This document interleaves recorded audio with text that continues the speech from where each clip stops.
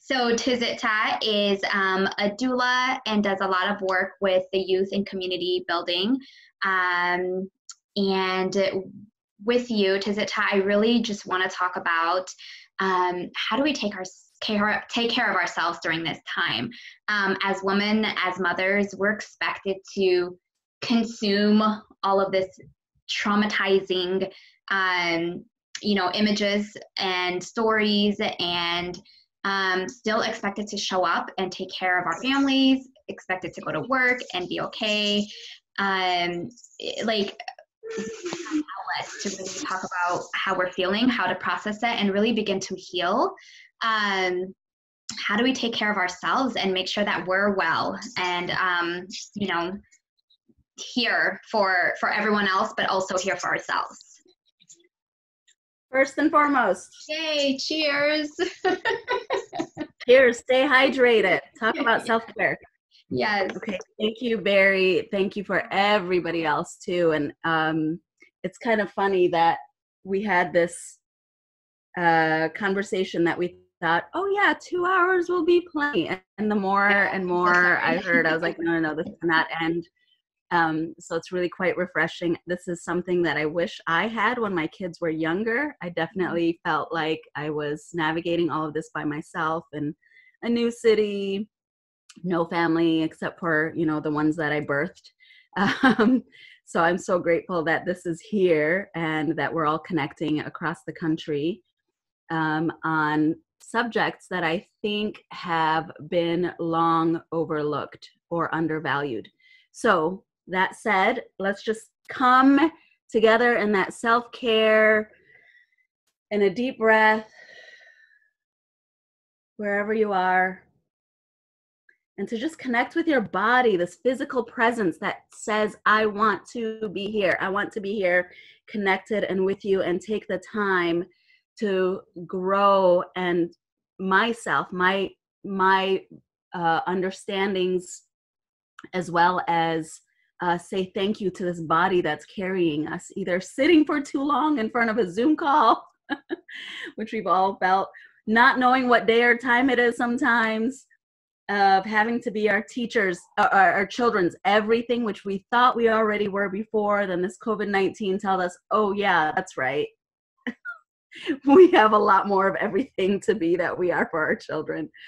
And so I want to start with that, and with a lot of gratitude.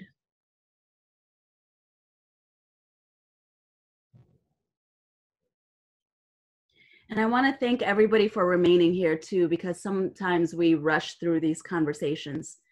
In a dominant culture, everything is agenda, point by point, piece by piece, and it has a timeline, and that's it. In indigenous cultures, and when I say indigenous, I'm talking about globally indigenous, so Habesha as well. When someone is speaking, especially an elder or an expert in something, we don't interrupt them. We don't say, you're taking too long. Oh, okay, sorry, gotta cut you off. No, we sit with it, we stay together, we hear sometimes what feels like really long stories to get to a certain point. So I think all of us in our respective places have kind of learned the art of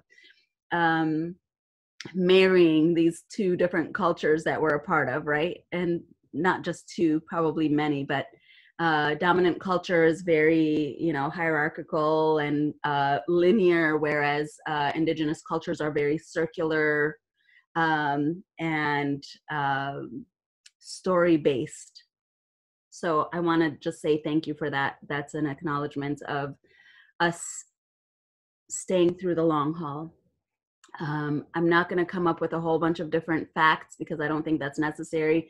The speakers before me have been able to do that beautifully, and I want to acknowledge every single person, especially to begin with, Ababa, who started us off with American historical perspective that even Americans didn't get. I grew up here from the time I was 7 years old and was confused when people were saying you're Black. I was like, okay. Or sometimes they would rub my hair just randomly and say, you Indian? And I didn't know what those things meant. And when I would go back to my parents and asked them, they didn't even understand what that meant, because when we come from a Black nation, you're not really questioning it, right? And I also want to acknowledge that while racism exists everywhere, we're speaking very specifically to American racism. It's a very unique form of racism because of the history that it has. I was, I'd been going through to protests with my father and all the other men back when I was 7 years old against the World Bank, IMF. So I protested very early. And I also knew that the value of the protest was one way of speaking our voices. And what I appreciate so much is that my father taught me very early on about the civil rights movement and about how during that time, the entire world was pretty much in parallel places. So the US is going through its version of it, Africa is going through its version of it, Latin America, et cetera, et cetera. And that it was through the Black Panther Party and Stokely Carmichael in particular, who was very active in Washington State, where my father was a graduate student.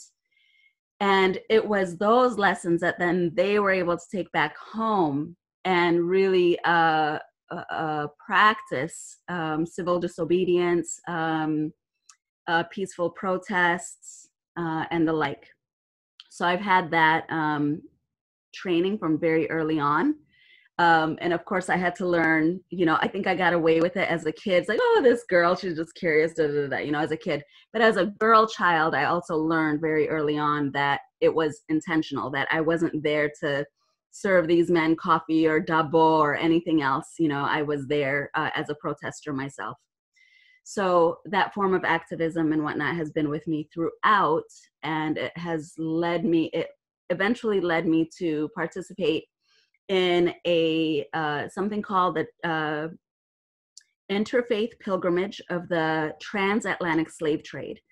So before my daughter, who's about to be 21 this week, I did a pilgrimage retracing the Atlantic slave trade. That meant we walked from Western Massachusetts, where this was born, the idea of healing America from its greatest illness, which is racism.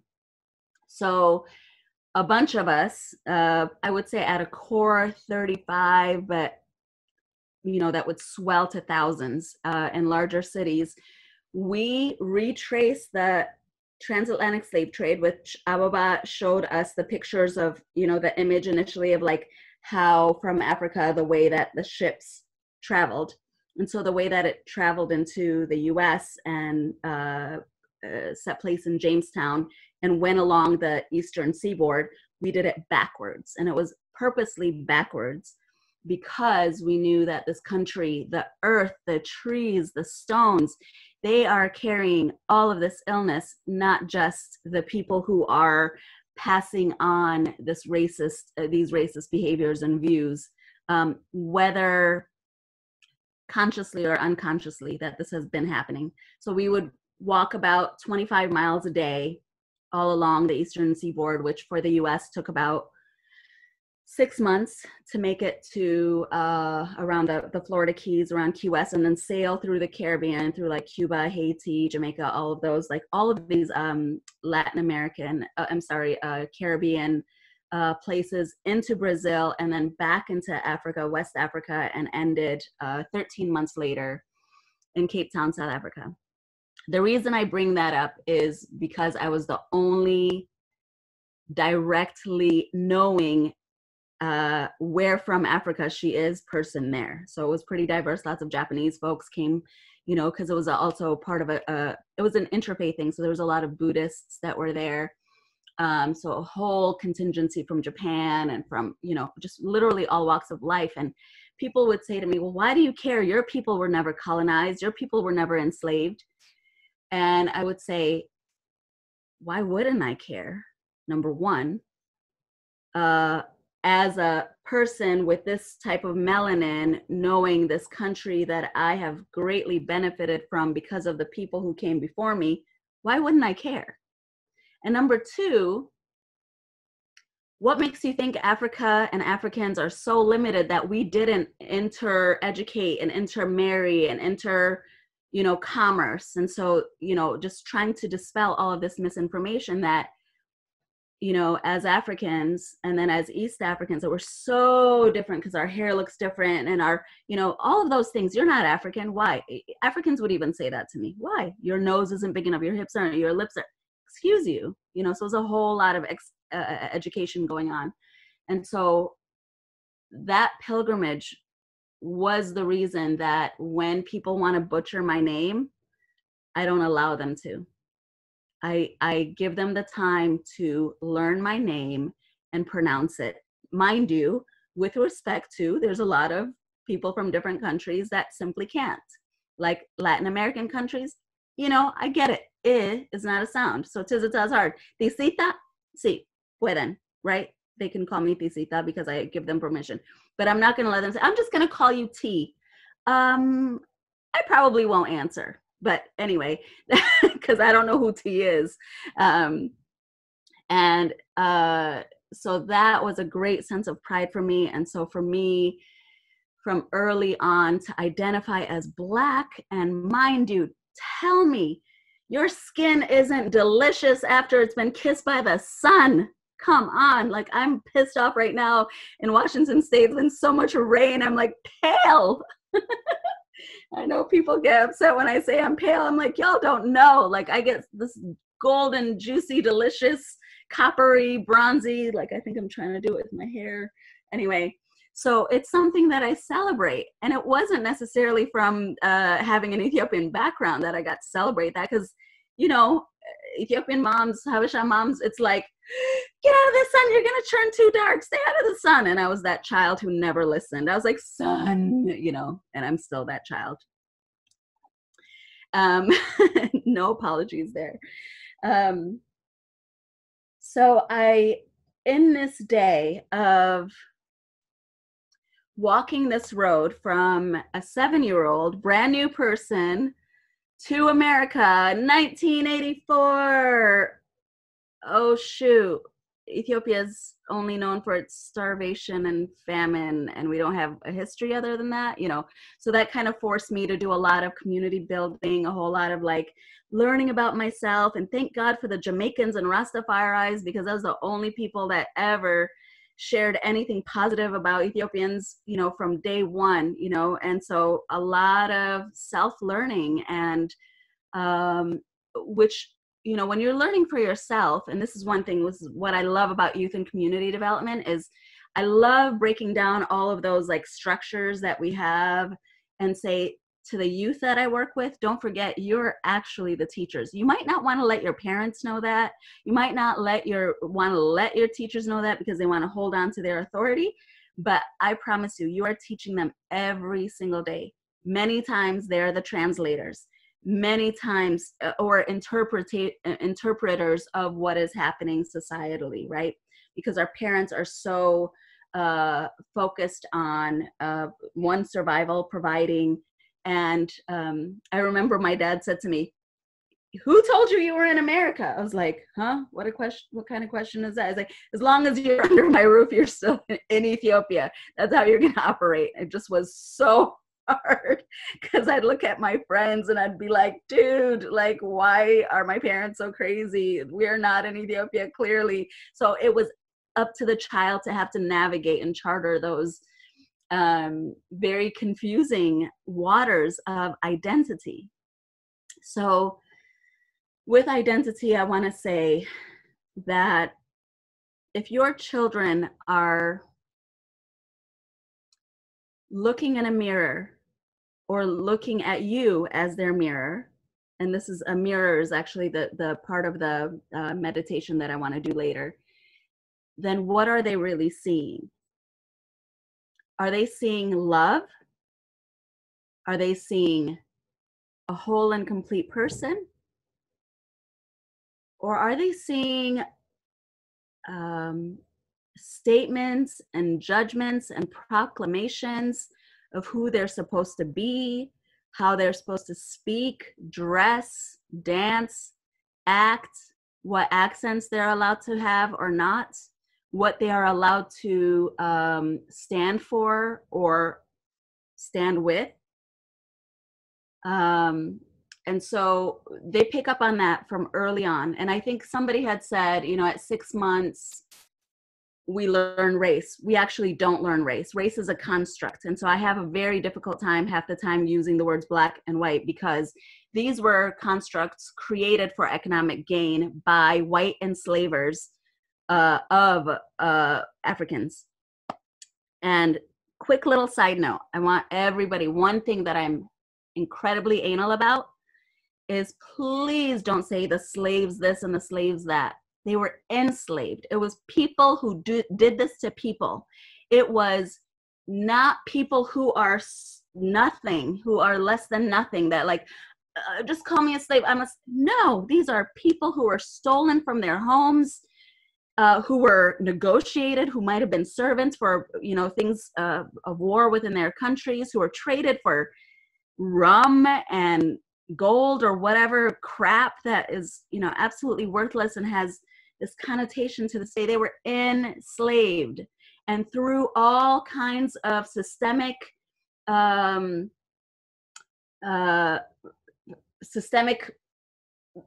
views and defenses, they still consider themselves enslaved or see themselves in that slave mentality. And when I say themselves, that could be me, and that could be somebody else who, you know, could be actually a descendants of people who are enslaved. Just because that skin color creates that commonality. And so I want to make sure to always be respectful with our language, always be respectful to the people that we're talking to and about, and to dispel this notion that Black people are slaves. Next. And with that, I also want to say that even the term Habesha, Habesh, right, an Arabic word for, you know, even like black or dark, who were the servants back when, it was a derogatory term. That was the N-word. So I don't know if a lot of people are aware of that. And so I'm not saying let's reinvent the N-word, because number one, N-word does not equal Black people anyway. It equals, like, the definition of it is like a repulsive, like a horrible person, like a self-degrading, community degrading type of person. I'm sorry, those are not Black people historically, not in my experience, not in my studies. So I just want to be really mindful of language. And then I want to, let's see. I also want to acknowledge that with our relationships with the police, Africans in general, I'm going to make this general statement, have never really trusted the police. It's not like, you know, you hear this thing of like to serve and protect the way that you do in the US. And so I think when a lot of Africans started immigrating to the US and they're seeing, oh, this is the role of police. Oh, wow, this is amazing. And no, they're really not bothering me in general. And then comes the case of, you know, for the first time, this is, I think, in the late 90s, Amadou Diallo, you know, shot 41 times, an African immigrant. And that just blew up. That was one of the first times that I think Africans in America finally connected the dots between what systemic racism is and what police brutality looks like, and systemic oppression. So I'm calling out Amadou Diallo's name. I'm calling out Abner Louima's name, who was a Haitian immigrant who was also not just beaten, but sexually assaulted in some of the most horrific ways.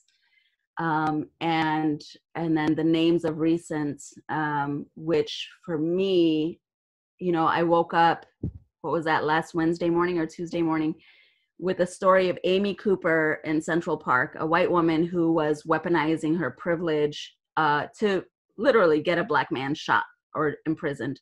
I was on fire. One, I laughed because I said, I am so grateful to God this woman showed her ass out. Forgive my language if kids are listening. She showed out. I was like, this is white women all day long. Let's go back to Emmett Till, you know? the woman who accused him, she lived with that lie until she was 85 years old and dying, and then wanted to apologize. Trust me, I can be a forgiving person, but that's a lesson that forgiveness belongs to God, but that's a lesson that I think should carry out. So fast forward how many years, and we got this Amy Cooper showing herself out. Hallelujah. And then later, at the end of the day, I'm coming home to work and I'm hearing about George Floyd, and it's all covered, and I'm just not in shock out of surprise, but just the audacity of that power play, that people know that they're protected in these roles that they have, and that equals whites, by the way. And so I went through all of the things that everybody explained, from sleeplessness to incredible anxiety to literal paralysis from my neck all the way down. Like I had to physically be moved and had to visit the chiropractor twice a day for the entire week just to be able to breathe properly. That's also the issue about being an empath. I want to just raise that part. I think it was Deborah who mentioned it, or maybe not Deborah. I'm not sure who mentioned that empath piece at the very beginning, but it stood out to me because we have to be, it's good to be empathetic, especially conscientiously empathetic. And then there's that kind of empathy that, you kind of wear your heart on your sleeves, your pores tend to be a little more open to energies. I'm that person. I don't know how, and you probably will see that of your children as well. And we can tend to absorb what's happening. And so part of my self-care routine has been acknowledging when that's coming up and saying yes to what I will allow in and no to what I do not have space for. And that can come in the form of, telling my, family members, like, do not play the news around me. I don't want to hear the sounds. I don't want to see the images. My imagination runs wild enough as it is. To being very selective and discerning about what information I'm taking in, and also what information that I'm sharing, because it really has been like having to draw a shield around myself. And this is the kind of shield that I used to draw around my kids when they were little. And I was like afraid to, they're going away to school for the first time, or they're away from you. And that mama bear tendencies, that super protective nature just, doesn't really want them to go or let them go. But we know that that's what we have to do, and that's actually how they will grow. And I used to have this, like, I would draw these little, like, shields around them. And this was kind of a spiritual thing that I would just pass on to them, that I would know, like, energy is alive, even though it's invisible. And so I employ that every chance I get. And so part of my self-care regimen has been, one, not just acknowledging, telling the truth. So there have been times that people say, oh, you're so positive, and you're, I wish that I could be that. And I'm like, I'm positive because I'm telling the truth. I'm positive that I'm pissed off. I'm positive that I'm not ready to get over this right now. I'm positive that these are cyclical in nature, but that if people are finally waking up, that they cannot get bored, or they cannot become apathetic after a month once the news cycle changes. So those are some of my fears. And honest to God, more than I'm afraid of COVID-19, I'm afraid that Donald Trump will get elected again. I don't know what I'm going to do if that happens, truth be told. And just a little bit of added information is that, and the reason I have so much anxiety about Trump being coming in against, outside of all the things that we all know and witness every day, is that soon after he was elected, I was attacked by some man, just walking to the movie theaters. I don't know if it's because I wrap my hair a lot. I don't know if he thought, oh God, this person is Muslim. I'm now partnered with a white man who we were walking to the movies together. I don't know if he didn't like that combination together. Whatever the excuse is, I knew that after the election, this man had permission to behave in a violent manner. It wasn't just like verbal oppositions. We can all have our opinions, but there is no reason ever that we need to behave in a violent manner. And then from the top down have permission to do so. It's just insane to me. So I do have a lot of anxieties around that. And so when I experience anxieties, one, I acknowledge them. And then I do a lot of good breathing work. And I will start with even my toenails. And then I will just say thank you from the very little bits. And I will, with my eyes closed, with my palms up. The reason I do it with my palms up is because I want to receive. I want to receive like the blessings, the graciousness of spirit, right? Or God or love, you know, all of the above for me. And I take that all the way up into every joint, every muscle, every cell, even the parts of my body I don't like the fat and the stretch marks and the things that like I find ugly or like would rather change if I could take a miracle drug or something like that. But that's not self-love. And so I try to say thank you for every single bit of it. And thank you for, this body being as able as it is to carry me in the ways that it needs to in the world, and down to literally my hair follicles. Every little bit of it, every little bit of it. And I know that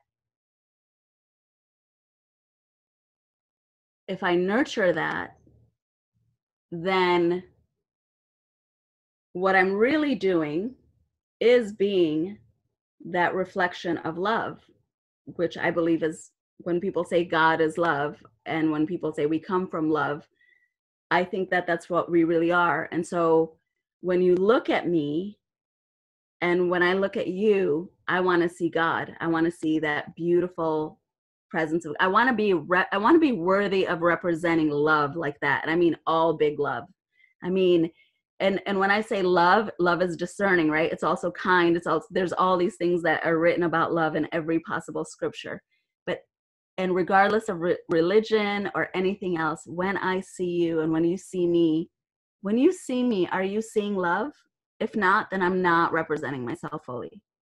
And so that's why I think it's really important to do those like cleanses. And I don't rush myself. If I'm mad, guess what?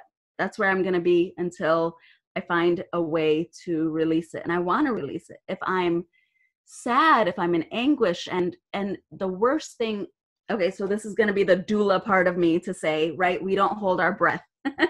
Well, until that very last bit of it where you're like, hold your breath for that 10, like push, the rest of the time though, we're breathing, we're constantly breathing. We're using that breath, and we're carrying that breath into the areas of our body to, go through this process that's going to bring new life in, and in a way that's self-nurturing, because we don't want to be injuring ourselves while we're bringing new life in, right? So it might be the most beautiful thing in the world to bring this new life in, but how are you caring for yourself, mom, when you're doing that? If you're injuring yourself, and you won't be able to take care of your baby afterwards, this most beautiful thing, right? And so the same analogy I try to use in my everyday life with communities, with youth. I also work with senior citizens. And so it's something that stays with me all the time, that deep breathing, that's acknowledging of self, that coming to our roots. Sometimes I'll put my one hand on my chest and another hand on like my root chakra, like just underneath your belly button. Sometimes it needs to be in that like middle belly area, that solar plexus. When you're engaged with your body and all of these things that are happening, usually, it's your body's going to tell you what's up. I'm anxious over this. I'm carrying this over here.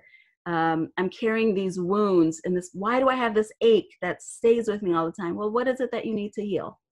What story have you told yourself, or what have you been carrying that feels like this is the perfect spot for it to live, right? And so doing a lot of work and releasing. It's not a one-day process. It's a lifelong process. It's a continuous act of self self-love, and with self-love, then we can have community and family, love that comes outside of it, outside of it. And so at this point, I guess, and also for the sake of time too, I want to say right now, I don't know how many people can see each other in the gallery, and I'm not going to say close your eyes for meditation. So 2 things I want to do. 1, I want to do the meditation, and then 2, I want to end my part with a song that I think spoke to me. For the first time I ever heard it, I was like, what is this song? And mind you, I don't even know what the heck the Ethiopian national anthem is. Did anybody else learn it? It was just like, Ethiopia, Hagerachen. It was like, I don't know what it was before that, because like Ethiopia was like sideways all the time, and like didn't agree with this political leader or that one, and it was just anyway, so I kind of gave up on that. I know the American national anthem. I don't sing it because I don't really relate to it, but what I do relate to is what's considered the Black national anthem. This was sung largely during the civil rights movement, and so we'll end with that, and it is Lift Every Voice and Sing. I hope that you will join me in not just listening to it. The lyrics should be up there as well. If they're not, find it real quick. Every Voice and Sing. Incredible lyrics, great charge, great mission forward, as well as great acknowledgement of like where people really were when they wrote this, and something for us to reconnect with our African Americanness in this country as Africans in America, our Blackness. I'm so grateful for these words. And so I hope that you'll join me with that. So that said, at this point, if you see one another, I'm thinking in like gallery view, imagine yourselves to be mirrors. So I know we can see ourselves when we look in the camera, but I want you to see one another. And I want you to acknowledge the grace that's brought everybody here, the pain that's brought everybody here, the anguish, the historical trauma, which as mothers, we know we do not want our children to carry.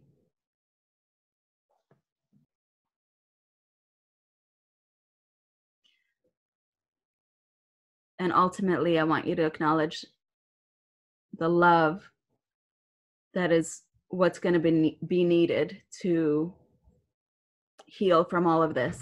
And when I say heal from all of this, I don't mean forget. I don't mean run past, fly over, get through as fast as you can.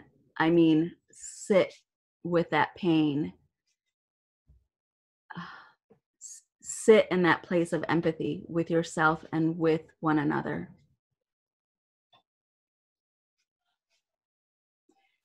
We have so many common stories, and we have so many things that make us, that are unique to our stories. Let's acknowledge one another when you look in the mirror. Not be dismissive, be mindful. Just because we don't share exactly the same story or circumstance, it doesn't mean we can't see ourselves in the other, and the other see themselves in us. And I pray and I hope that when you're looking in the mirror right now as you're at your sisters, that sisters in motherhood, especially the most important role we can all play, I hope that you can say thank you, and I see you. And if you can't be strong, let me be strong for you. Let's move through this together. Let's lead together.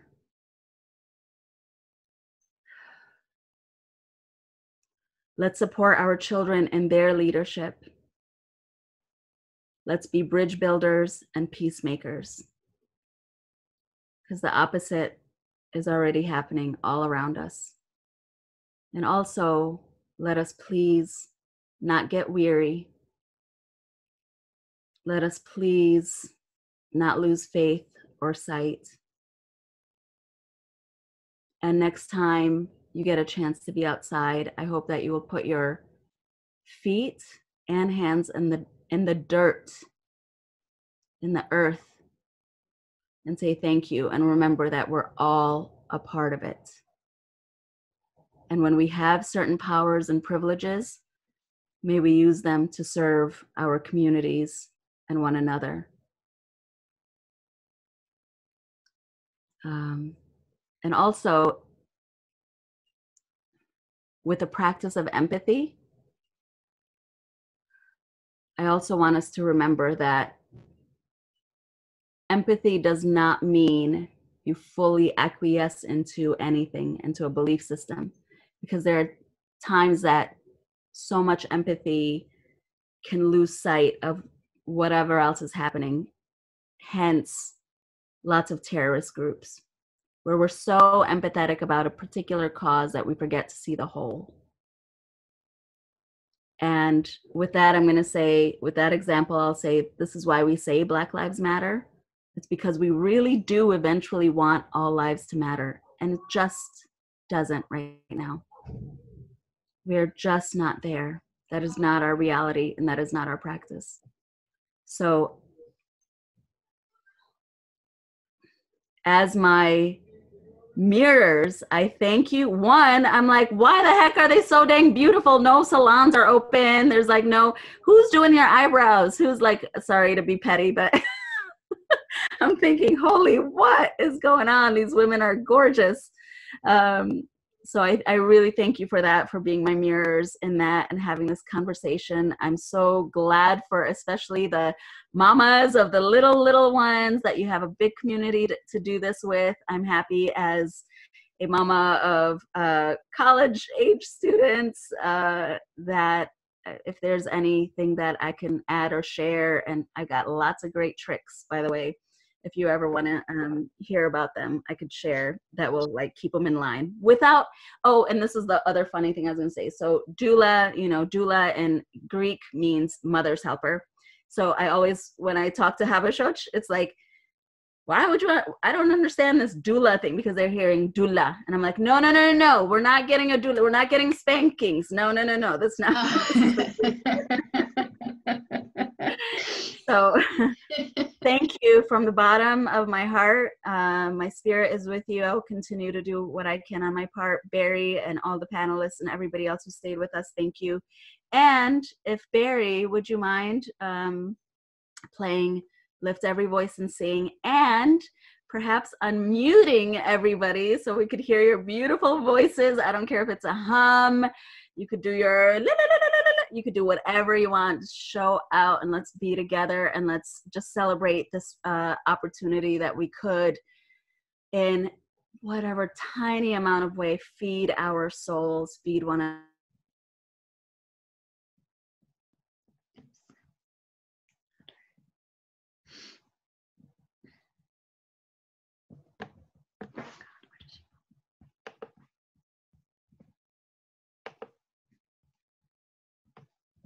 What's happening? Hold on. Can you unmute yourself, Tizita? Sorry, honey. There you are. Oh, Unmute. just Yeah, unmuted unmute. myself too. Thank you.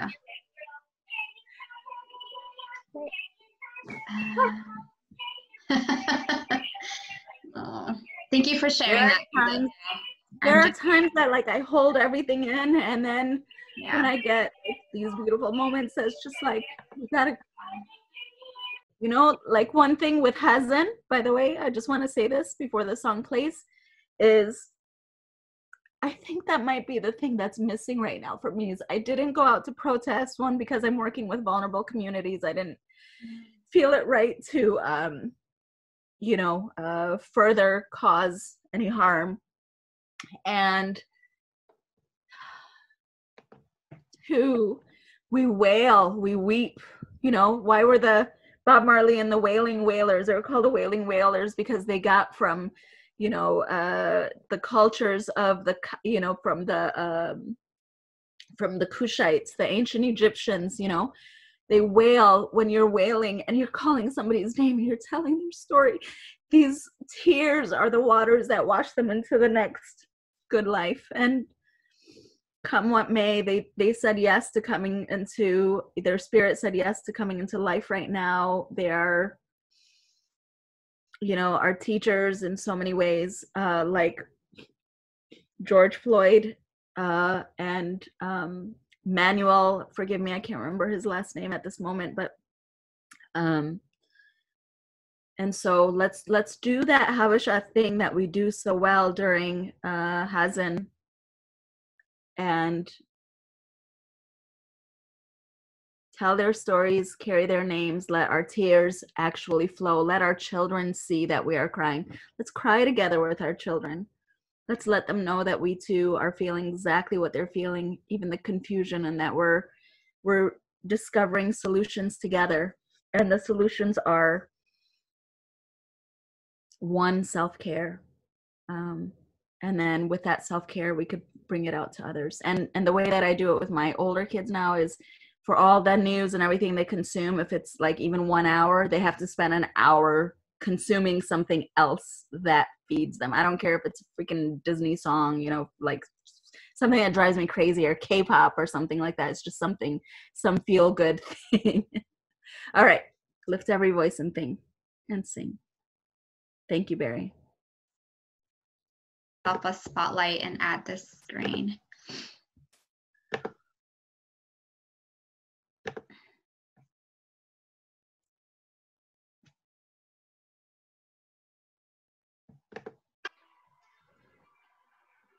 You guys hear that?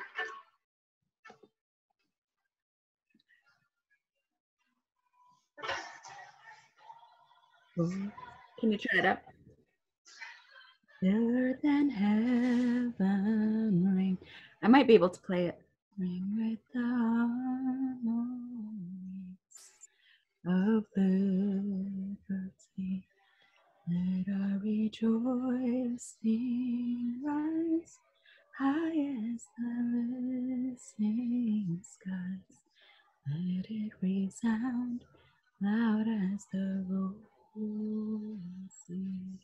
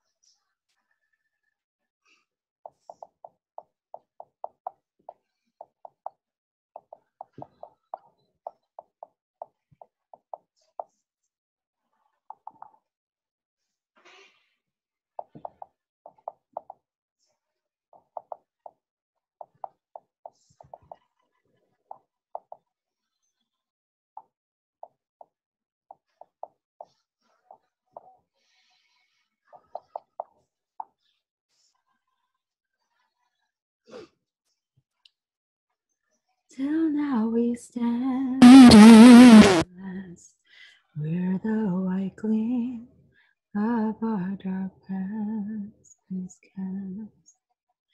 God of our weary years, God of our silent tears, Thou who hast brought us thus far on the way.